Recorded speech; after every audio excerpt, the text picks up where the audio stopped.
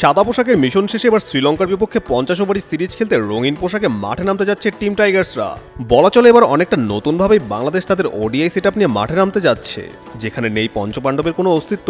নয়া এই ওডিআই টিমের নেতৃত্বে থাকছে মেহেদী হাসান মিরাজ। আগামী বুধবার 2 জুলাই শ্রীলঙ্কার বিপক্ষে প্রথম ওডিআইতে মাঠে নামতে যাচ্ছে বাংলাদেশ। কেমন হতে পারে পঞ্চপাণ্ডব ছাড়া বাংলাদেশের ওডিআই একাদশ? বাংলার বাঘেরা পারবে কি লঙ্কান সিংহদের ধরা দিতে? বাংলাদেশ সর্বশেষ ওডিআই ম্যাচ খেলেছিল 2025 চ্যাম্পিয়ন্স ট্রফিতে, যেখানে ছিল মুশফিক রিয়াদের মতো অভিজ্ঞ ক্যাম্পেইনাররা। তবে তাতেও কাজের কাজ কিছুই করতে পারেনি বাংলাদেশ, খালি হাতেই দেশে ফিরতে হয়েছিল। এরপর মাস কয়েকের ভিতরে মুশফিক রিয়াদ ওডিআই ক্রিকেটকে বিদায় জানান। এখন কথা হচ্ছে মুশফিক রিয়াদের জায়গায় কারা দলে ঢুকতে যাচ্ছে। সেই সাথে ওপেনিংও পরিবর্তন অনিবার্য, কেননা ইনজুরিতে রয়েছে সৌম্য সরকার।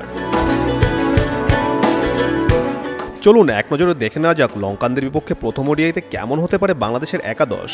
মুশফিক রিয়াদের জায়গায় দলে আবারও সুযোগ মিলেছে লিটন কুমার দাস ও নাইম শেখের।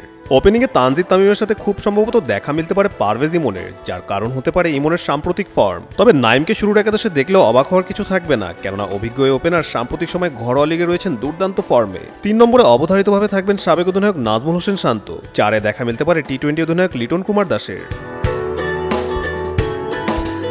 5 নম্বর পজিশনে থাকবেন আরেক ইনফর্ম ব্যাটার তাওহিদ হৃদয়। সর্বশেষ চ্যাম্পিয়ন্স ট্রফিতে বাংলাদেশের একমাত্র প্রাপ্তি বলতে ভারতের বিপক্ষে হৃদয়ের সেঞ্চুরি। 6-এ মাঠ মাথাতে দেখা যাবে হার্ড হিটার জাকের আলী অনিককে। মারকুটে এই ব্যাটার নিজের দিনে যে কোনো প্রতিপক্ষের জন্য হতে পারে হুঙ্কার।